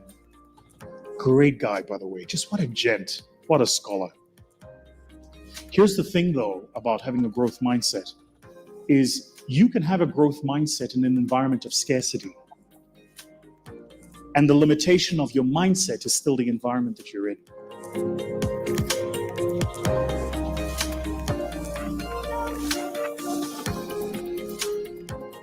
Hello, family. I know it's been a long time since we've connected. And I've been busy. I've been traveling. I've been all over the world. And I'll tell you a little bit about that in a moment. But I wanted to come into a space today to talk a little bit about mindsets, and in particular about growth mindsets. So, you know, I remember the first time I heard about growth mindset, it was probably around 2015 actually. It was my first year doing my EMBA. And we were going through this like orientation initiation process. And the lady who was taking us for this induction program started talking to us about little blue people and big blue people. And I was like, this is interesting. And she referenced, and I forget her name now, but she referenced a particular academic who'd written this work called The Growth Mindset. And she argues, this academic does, that there are two types of mindset. There is a fixed mindset and there is a growth mindset. And she says that most people live in the fixed mindset, and that in life you really actually, you want to have the growth mindset. And I just fell completely in love with this concept, completely in love with the idea. And the reason they were telling us this as we were onboarding onto the MBA program was, and I'll never forget the dean making this comment to us. The dean was like, she says to us, look, this is an MBA. So you're not here because you are masters of things. You're here to become masters of business. That's the masters in business administration. You're not masters yet, but you're here to become masters. And then she says, but in the process of accrual to mastery, you need to learn to be uncomfortable. You need to be comfortable being uncomfortable. And you need to be in a space where you allow yourself to be challenged, but more importantly, in a space where you are willing to be uncomfortable and grow. And then she said, most people fail in that process because most people live in the fixed mindset. The fixed mindset is, this is who I am.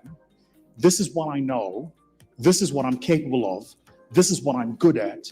And this is where I'm going to stay. The growth mindset says the following. It says, this is where I am now. This is what I'm good at now.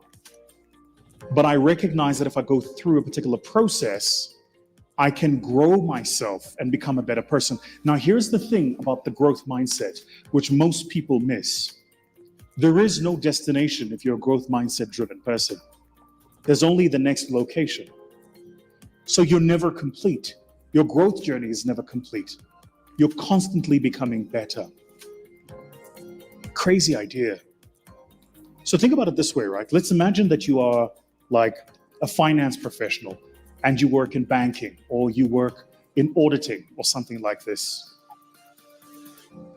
The idea that you are never going to reach the pinnacle of your capability, that you're constantly going to be pursuing a better you, that at every single summit of excellence is presented to you a new summit, a new challenge for you to climb. Well, that's where continuous learning and development comes from. That's why even though you might graduate and qualify as a particular profession or professional in a particular profession, you can constantly become better. Growth mindset. I think I've got a growth mindset. You know, I'm fairly well traveled.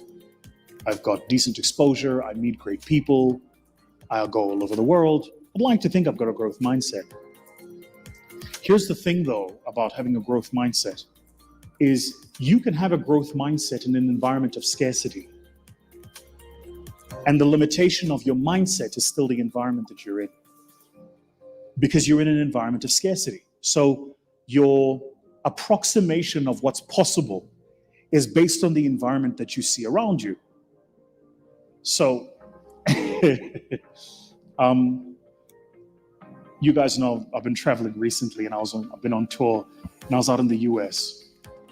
And on one of the weeks I'm in the US, I got to spend some time while in Miami, speaking alongside Michael Phelps. You guys know Michael Phelps, 23-time gold medalist, the most decorated Olympic athlete of all time. Great guy, by the way. Just what a gent, what a scholar. And then I got to speak alongside Tia Claire Toomey, who, without question, is the most dominant athlete in the history of the CrossFit Games. She's won it, I want to say 6 times now or something like this. She's a little pocket rocket, right? Because when she was standing next to me, she's only about yay high, but you can just tell she's all muscle, like 101% muscle, right? Great athlete, phenomenal human being. Then I got to spend some time meeting a couple of people who are in my industry and in my craft. And traveled out to Los Angeles, met with my manager and the team out there. But while I was in Miami, I got to drive around in a beautiful Lamborghini Aventador SV. Credit to the people at MPH, by the way. Lee and the team at MPH Club, thank you so much for making that happen. And to my brother, at VIP Uber. Thank you, man. I really appreciate you. So anyway, so I got to do this, and Cliniso, who lives out in Miami, made the whole thing happen. Then made my way out to Los Angeles and met with friends who I've done work with. Some of them you've watched me on their platforms here on YouTube being interviewed, and watched how they live and watch how much abundance they have. And then begin to ask of myself, are they smarter than me? The answer was no. Are they more talented? No. Are they harder working? No. So what is it then that puts them in the position where they are 10 times more effective, they reach 10 times more people, they move 10 times faster than I do, and probably have 10 times the wealth? And I realized that the answer to that question is location. It's where they are. So once you realize that, that's a game changer conversation. Because you recognize that you can have, as I like to think I do, a growth mindset. But if you're operating in an environment of scarcity, then the mindset is limited by what it sees. In South Africa, from where we're shooting this, I am the highest paid speaker in the land. By design and by consequence, I'm probably the highest paid speaker in the continent too.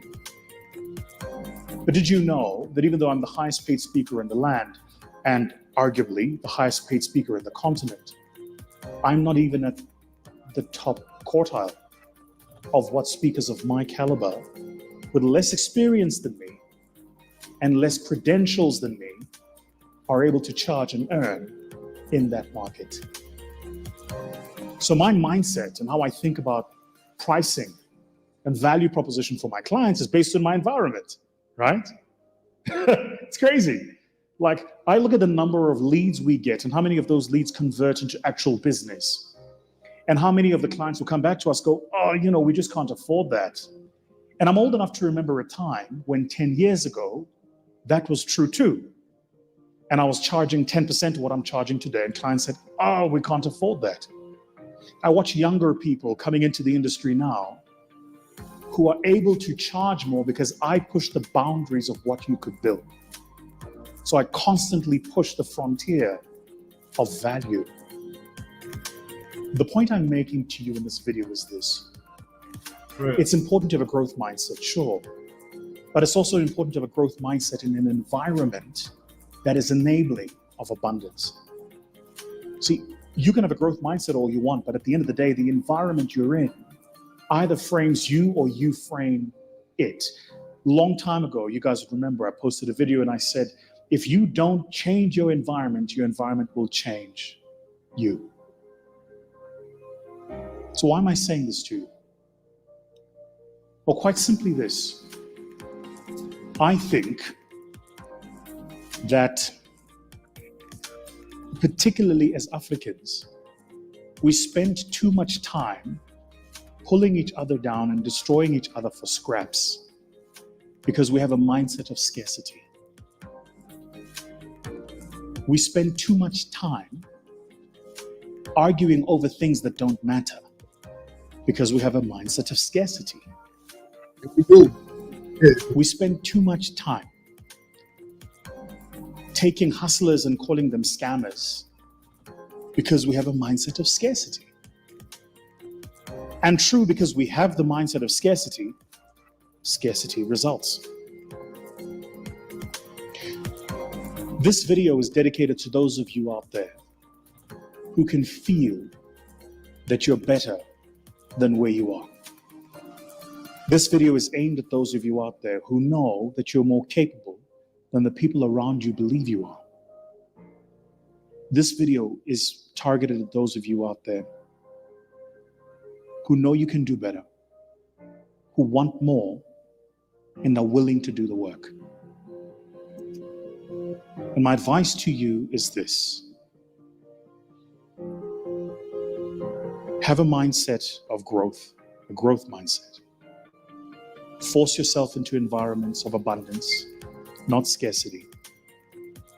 And surround yourself only with conversations and with people who understand what is potentially possible, not only what has been achieved in the past. You see, the problem and the lie of the people who live in the world of scarcity is sadly, they're not wrong. They live in the world of scarcity because that's the real world that they're in.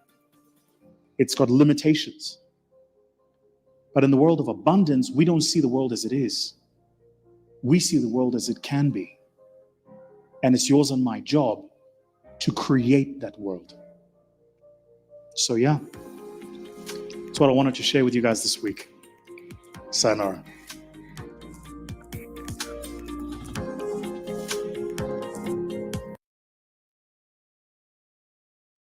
Yo, you sleep, nigga? He put you to sleep?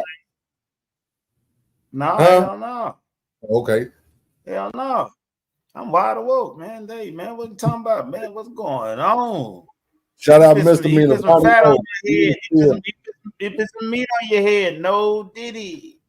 Put some meat on your head. No Diddy, man. That's what I'm talking about right there, man. You know what I mean? For real.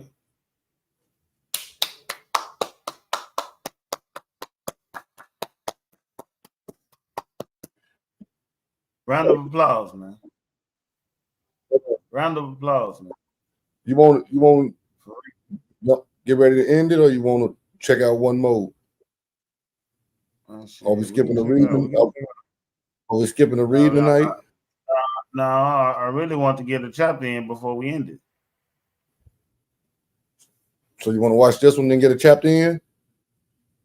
I want or you want to just get a chapter in? We can just get a chapter in.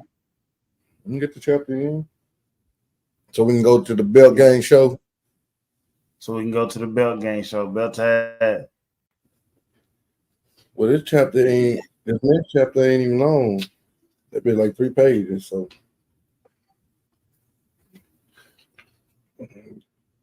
no, shit, we could have played another little what's called too. I was gonna do the one on the penny stocks. You want that one or you want a different one?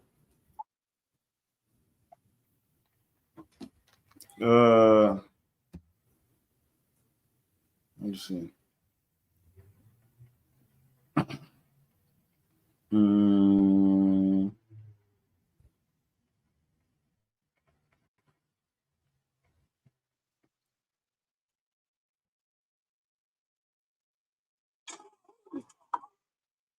Let's show that ATX little one.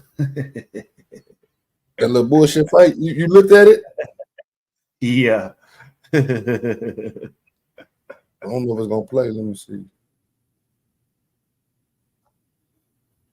You know what I'm saying?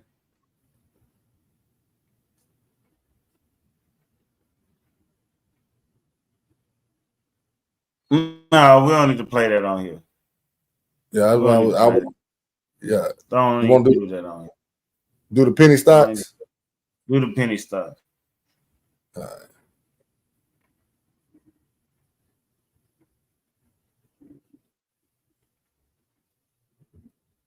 How long is it? 12 minutes. 13 minutes. No? Yeah. Yeah, man. Goddamn. We ain't got nothing shorter than that. Hell no. Everything else, 20 minutes. I was thinking about doing the boogeyman when that dude, but I was like, we already kind of down, you know what I'm saying? We started late too, though. We started late too. Go ahead and get the people what they want. We'll do that one and read the book, and then we can go and get out of here. We'll do this one and read the book, and we go and get out of here. 24 Each of these picks has a potent catalyst, a prime setup, insider buying, and or another compelling reason why they're hot buys right now. And you are in for quite the treat because we have several stocks with crucial FDA approval decisions imminent. You do not want to miss out on these potential game changers, so go ahead and grab your pen and paper, folks, and we're going to get right to work. Timestamps down below. And as always, of course, make sure to do your own due diligence on all ideas presented here on the channel. If you're the one taking the risk, you got to be the one doing the ultimate frisk. Lots of people, they get real frisky without thinking about the risky. Okay, let's start with number 5, Lucy, Lucy. Now, Lucy has several big opportunities coming up, and I'll explain. Lucy is Innovative Eyewear Inc., and it's a company that specializes in the development and sale of smart eyeglasses and sunglasses. But the reason that we like her is because she has a very particular squeeze setup ripe with ongoing PR catalysts. For context on this, we briefed on the lovely Lucy at roughly 24 cents a share last Friday morning, and it proceeded to run to $1.14 at highs towards close, which was about a 373% briefing price to highs run, which, by the way, cough, cough, Zip Trader Use Memorial 50-day sale is still on if you want to get 50% off and get access to our daily morning briefings with all of the catalysts as well as our step-by-step video lessons. But anywho, after that massive run, she sold off super aggressively and had yet another spike upward today, going another 158% plus by the time of shooting this video. But why did she do this? Well, she released a euphoria-garnering PR piece. Quote, Innovative Eyewear Inc. launches Eddie Bauer smart eyewear with ChatGPT. Now, folks, you have to understand that the way that small cap markets work is small companies know that they can drive interest into their stock by putting out press releases talking about hot ticket items. That's why companies will oftentimes highlight their exposure to ChatGPT or AI or crypto or NFTs or whatever is hot in whatever market you're analyzing them in. And the deal with Lucy is that history shows that she is very, very heavily prone to frequent and aggressive catalyst runs, which means that there's a huge incentive for Lucy's team to keep putting out these press releases every time she sells off. If the company wants the stock price to go up, well, it's very, very easy for them to just go ahead and put out a press release saying something about ChatGPT or focusing on some partnership from a year ago, and all of a sudden the stock goes up massively. Now, of course, obviously runs like these and runs on these types of catalyst runs are excellent for traders, but are a complete disaster for folks that want to buy, hold, and get married. So if you're somebody that wants to trade, Lucy is a great opportunity once you get the next massive dip. If you're somebody that wants to buy and hold, I would avoid Lucy like the plague. Penny stocks are great because of their runs, but oftentimes they make very, very bad partners if you're going to get married. Okay, number 4, ticker symbol GERN.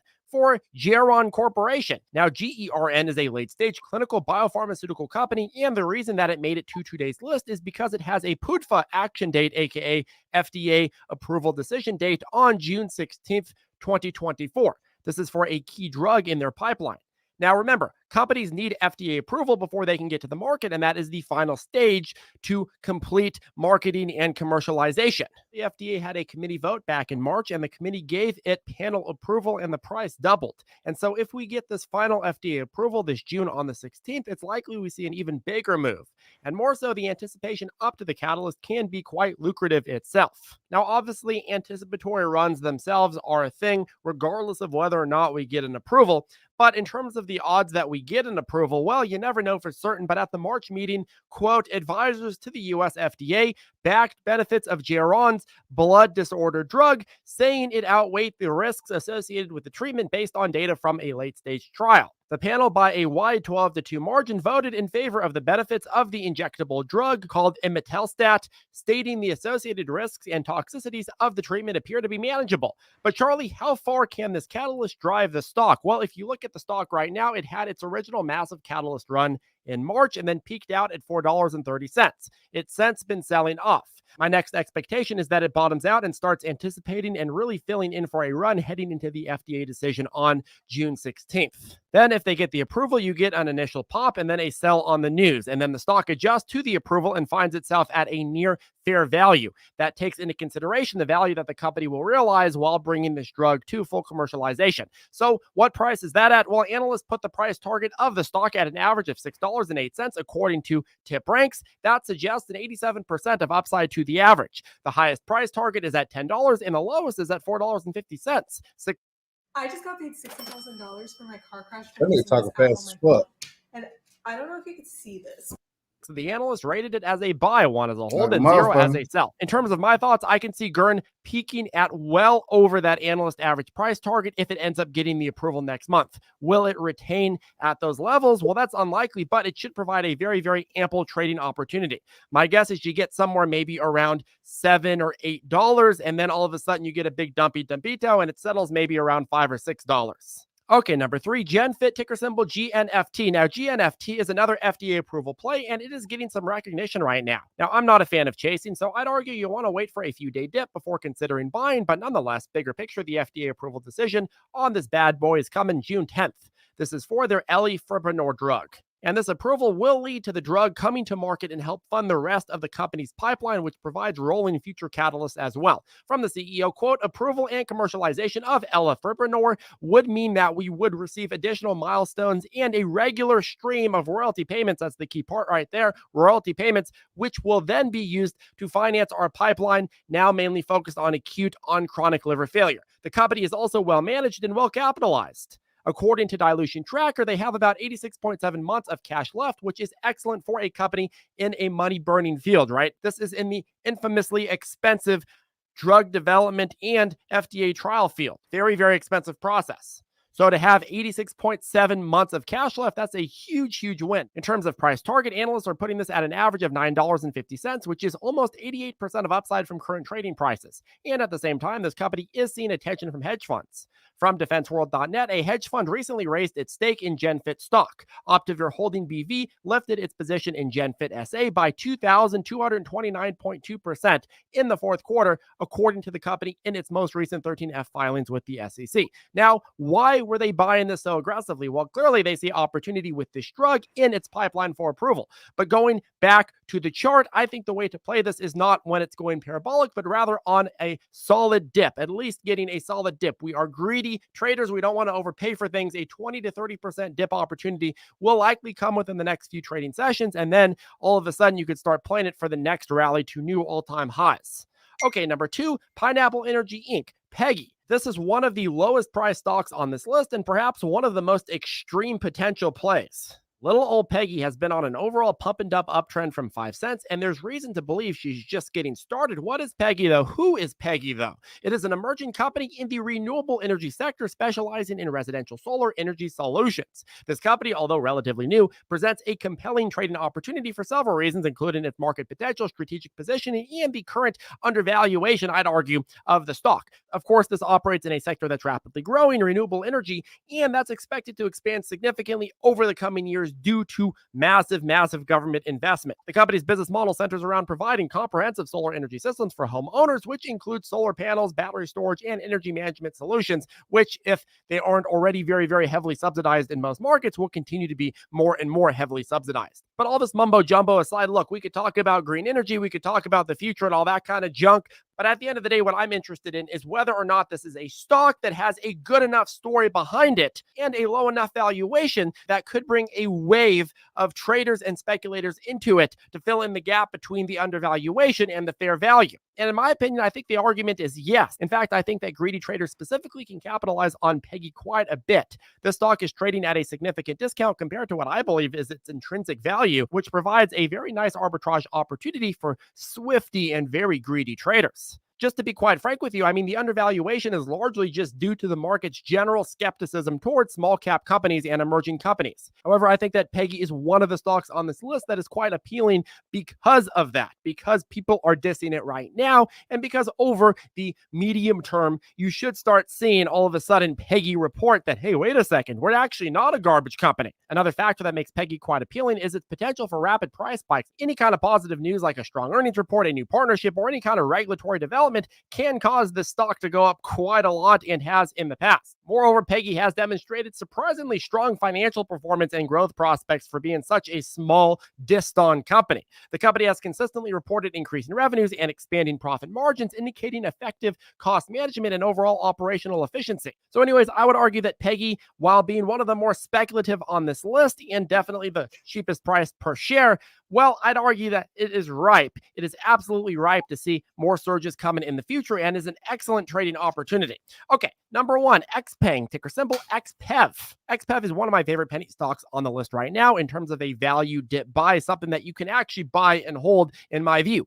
XPeng Inc. XPEV is a leading Chinese electric vehicle manufacturer known for its innovative and smart EVs. The company designs, develops, and manufactures a range of high-performance EVs, integrating advanced software and hardware technologies to enhance driving experience and safety. XPeng is focused on producing intelligent vehicles that leverage autonomous driving technology and smart connectivity features. Now, why do I like the stock, though, Charlie to? Well, the stock is trading at multi-year lows despite its fundamentals consistently improving. For example, you go over and you look at XPeng's financial performance. It's had significant revenue growth. In Q4 2023, the company reported a revenue of $1.84 billion, which marked a 153.9% year-over-year increase. The vehicle sales revenue surged by 162.3%, and XPeng is aggressively expanding its market reach, particularly in Europa. This is a big reason why people should be focused on the stock, because the company is really making an effort to expand in Europe, and it's working. The company has extended its presence to several European countries, including Germany, Deutschland, France, and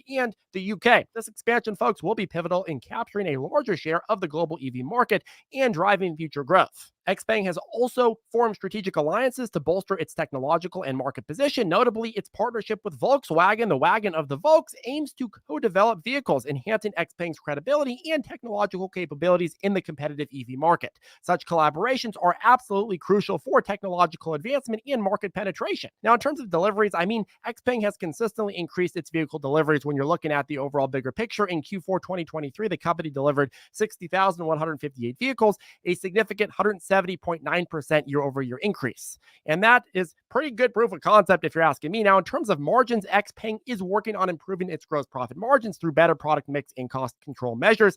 Despite a pricing crunch right now, which is largely driven by all the manufacturers, including Tesla, well, still the company has managed to continue to have healthy profit margins and continue to make investments to increase them even further. Now, one of the reasons why I like XPeng, especially in the Chinese market and in the European market, is because of its affordability. It just makes it a lot more accessible when the car is affordable. And the company plans to launch a new affordable EV brand with prices ranging from $14,000 to $21,000. And this strategy will capture a broader customer base and drive mass market adoption of smart EVs, and XPeng will bring in the bucks from that. In conclusion, XPeng XPEV presents a promising trading opportunity due to its strong financial performance, technological innovation, stretch into the European market, and its market share in China. And the company's focus on affordability and accessibility will, in my opinion, help drive the stock higher. I'm not going to say that this stock is going to be at all-time highs anytime soon, but what I will say is that it doesn't deserve to keep going to newer and lower low. So I would say, for sure, take a look at this one. Do your due diligence on this one with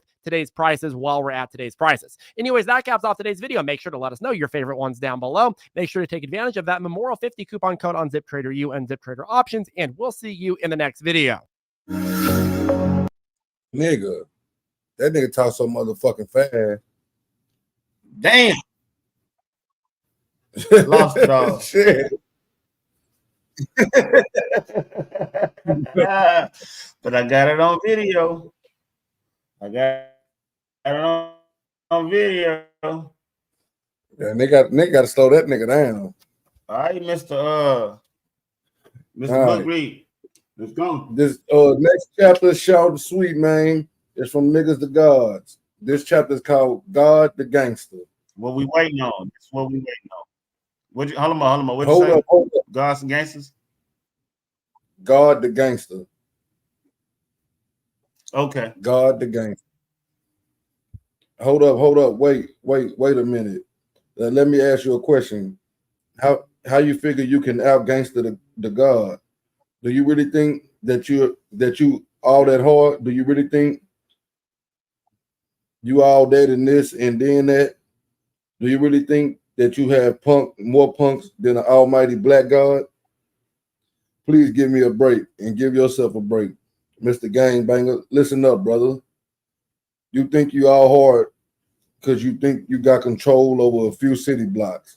But the black God got control over every 196 million square miles of the entire planet Earth. Every square mile of this universe. You the drug lord on your corner, while the black God is the Lord of worlds. You can't out-gangster God. I'm trying to tell you. So you want to ride down the street with your crew or your set, trying to be hard. You want to ride by intimidating people until you find somebody weak to punk. But all the black God got to do is shake the ground a little bit during an earthquake and punk everybody. Everybody get punked during the earthquake. You all on your knees talking about some, oh God, please. When you just 1 minute ago, you thought you was the hardest nigga in the world. Everybody get punked when the black God is on the scene. You see what I'm saying? During these times, if you ain't got the right brothers down with you, you better watch your back. But if the black God ain't down with you, then you really ain't got no back. During this day of judgment of the white and wicked, you ain't down with the real black power, you are most definitely going to get smoked like a straight punk. You see what I'm saying? Nigga, you can't out gangster God.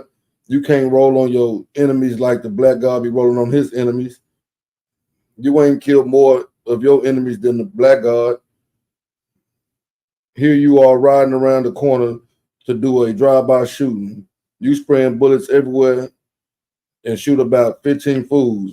Well, the black God be knocking out fools by the thousands and by the millions.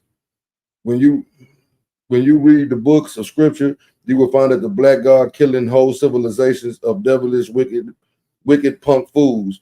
You think you all that because you shot up a carload of niggas while the black God be taking airplanes out the sky with one blow. You can't out gangster God. You bragging and boasting because you done shot up 36 niggas in your time, but black God done killed more fools than you could ever calculate or imagine. God be killing whole nations of people at time. God is the greatest killer. You can't out gangster God, fool. You better make sure that you are down with the right black brother, and there ain't no black brother more right and exact than a black God. If black God be for you, then can't no other punk be against you. Black God is the hardest brother of them all. The only difference between your black ass and the black God is supreme knowledge and wisdom. Black God is wise, but you ain't. Black God knows what he's doing, but you don't. Black God kills his enemy just like you think you do, but the black God knows his true enemies are. But you just killing up folks without knowledge and wisdom of what you're doing.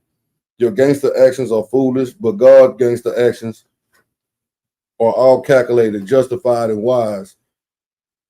You so damn silly that you killing your own black self. The black God is the killer of the wicked, but you just killing anybody. And most of all, you are still wicked, your own self. Understand that God is a gangster in the name of righteousness, freedom, and justice and equality.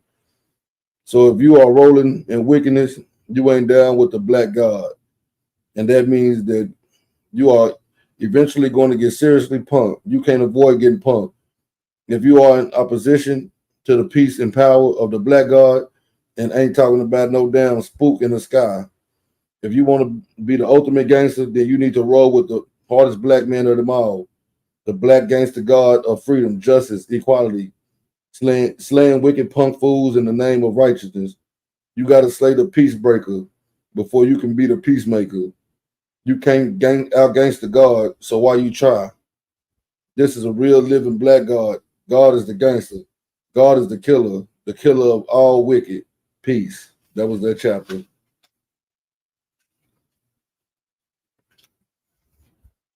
YOLO, it's over, boy. Take me off the big screen, nigga. Okay.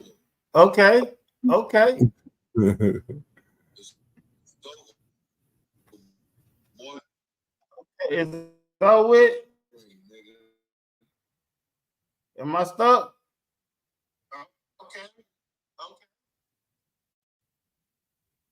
Damn, what happened? Everybody gone? Shit. All right.